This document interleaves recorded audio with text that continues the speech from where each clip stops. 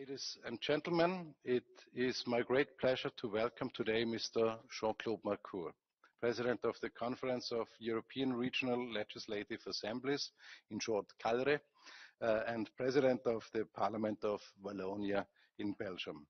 Mr. Marcour, you were elected President of CALRE in November 2021 and assumed the presidency at the conference from January 1st, 2022.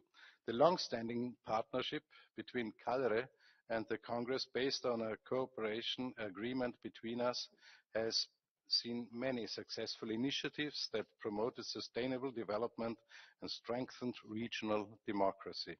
Both our institutions have been cooperating closely in the areas of common interest, such as, for example, regional implementation of the UN Agenda 2030, or the question of linguistic diversity in Europe and promotion of regional and minority languages.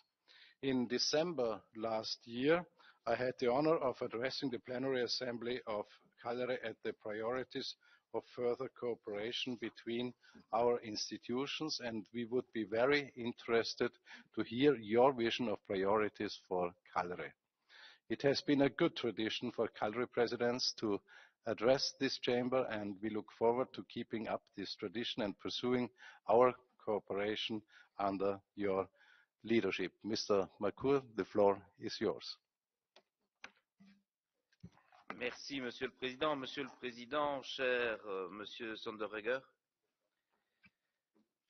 Mesdames et Messieurs, en vos titres et qualités, en tant que Président de la CALRE, mais aussi en tant que citoyen européen et tout simplement en tant qu'être humain, je ne peux débuter mon intervention autrement qu'en me joignant aux propos du Président et aux nombreuses condamnations de l'invasion de l'Ukraine, débutée il y a bientôt un mois, à l'instigation du président Poutine.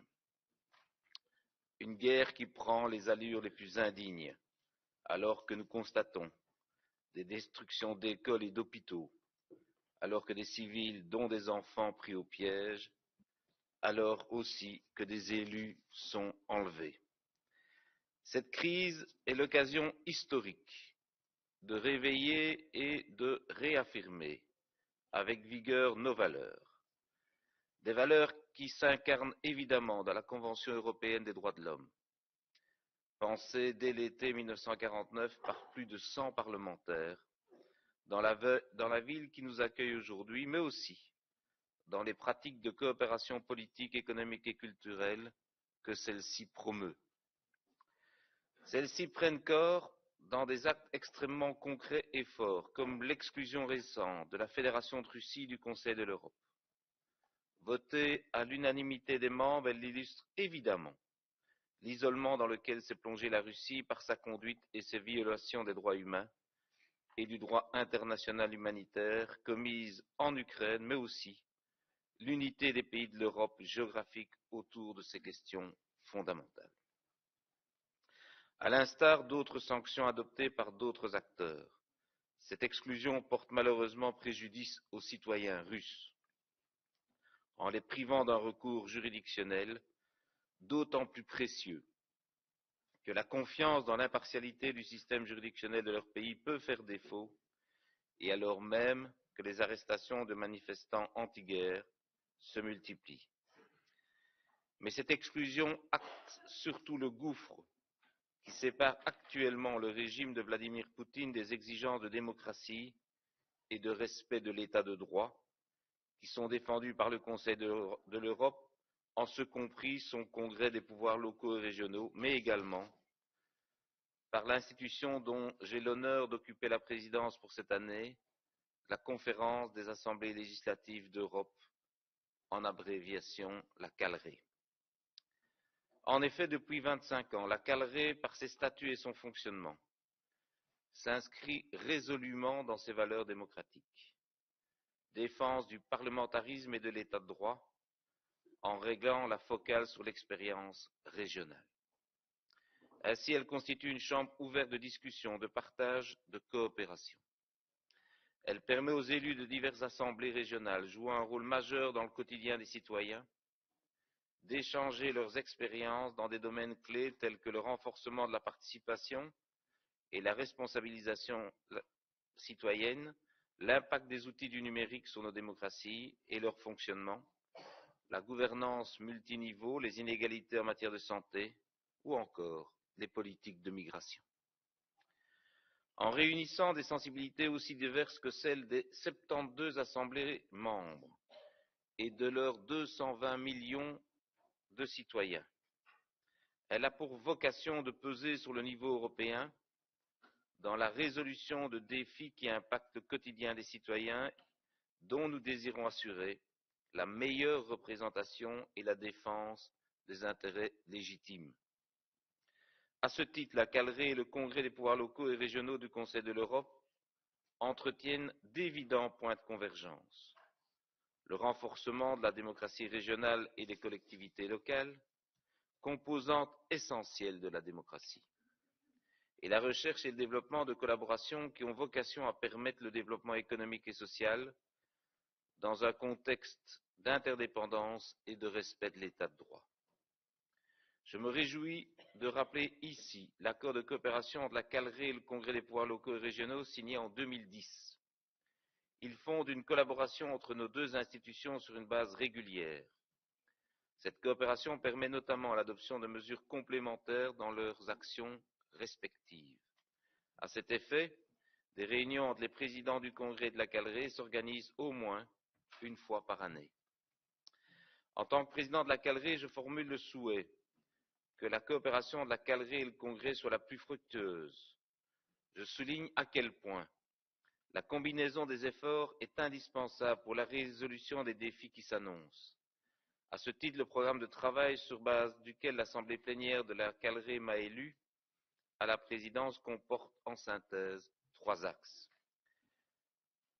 Premièrement, l'approfondissement des principes démocratiques et participatifs dans le cadre de l'Union européenne. L'application de la subsidiarité, élément fondamental de la démocratie et de participation des régions au sein de l'Union, passe désormais par un véritable dialogue politique. Celui-ci doit conduire à faire contribuer davantage les assemblées régionales. Deuxièmement, la défense des valeurs et des principes de la démocratie régionale dans les dossiers examinés au niveau européen. Dans cette optique, je souhaite capitaliser sur la proximité géographique du Parlement de Wallonie, que je préside, avec les institutions européennes pour instaurer un dialogue direct avec les présidences de la Commission européenne, du Conseil des ministres de l'Union européenne et du Parlement européen. Troisièmement, le renforcement des liens entre les assemblées législatives régionales. À ce titre, j'entends notamment mettre en évidence les bonnes pratiques des différentes assemblées membres. Mesdames et Messieurs, Monsieur le Président, la guerre en Ukraine, mais aussi l'ébranlement de nos sociétés causé par la pandémie nous montrent, chaque jour qui passe, à quel point la démocratie est un bien de première nécessité, et ce ne sont pas les occupants russes qui pourront me démentir. La démocratie parlementaire, quand elle s'exprime réellement, et quand on ne lui colle pas un faux nez sur le visage, permet l'échange, le débat, l'expression d'opinions diverses, pour autant que cela se fasse dans le respect mutuel. À l'heure où la construction européenne prend une dimension nouvelle, et en étant conscient que les États sont les premiers intervenants, je veux réaffirmer solennellement devant vous que les régions à pouvoir législatif, comme l'ensemble des autres pouvoirs locaux et régionaux, ont non seulement une voix à faire entendre, mais une valeur ajoutée à apporter. C'est notre devoir. Que ce jour renforce notre engagement collectif. Je vous remercie de votre attention et je vous prie de m'excuser car je devrais vous quitter dans quelques instants en raison du fait que je dois présider le Parlement de Wallonie. Merci de votre attention.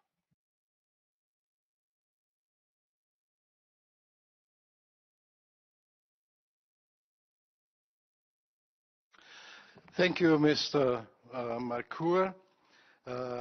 Members of the chamber, maybe it is now our turn in a short time that I can invite you to take part in our discussion, and I open the floor for contributions as far as Mr. Marcour has at least some minutes left for us.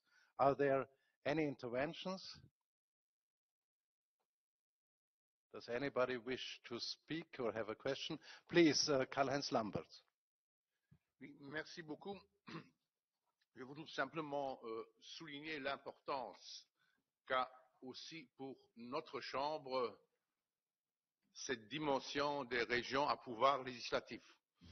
Je rappelle à ceux qui siègent déjà plus longtemps ici dans cette Assemblée que nous avons eu à l'époque, au siècle dernier, même un groupe de travail spécifique consacré aux intérêts des régions à pouvoir législatif et je crois que la coopération entamée ou consolidée en 2010 avec la CALRE est une très belle et très importante initiative à poursuivre dans les années à venir dans un contexte qui, hélas, va complètement changer notre vie parce que plus rien ne sera jamais comme avant après cette guerre d'agression que nous venons de vivre. Mais je crois aussi que la discussion avec la CALRE est aussi une bonne occasion pour revenir à un texte que ce congrès a adopté, tout comme le Conseil de l'Europe tout entier, il y a déjà pas mal d'années, à savoir le cadre de référence sur la démocratie régionale.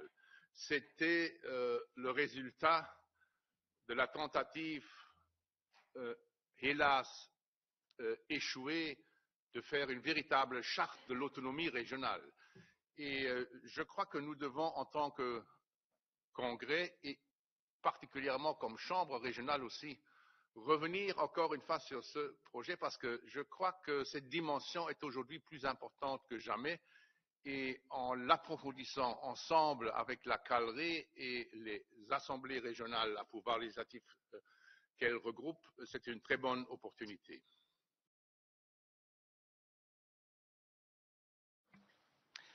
Thank you, Karl-Heinz Lamberts. Mr. Mercure, would you like to or wish to reply shortly? I think everything is said, and we will keep on to continue in our fruitful cooperation, strengthening multi-level governance and in the sign and under the star of democracy and subsidiarity. And we will always keep on working on this, and maybe the intervention of Karl-Heinz giving us the impact of bringing on to the world or giving birth to a strengthening of the regions in our I'm missing the word, sorry, Zusammenhang. In our cooperation. Thank you so much. And it's always a little bit difficult if you are not native English speaker. Thank you very much, of course. And Jean-Claude, I'm looking forward to see you in some weeks in my home country. You're visiting Vorarlberg then, and we are looking forward to have a talk by then and continue our exchange. Thank you very much.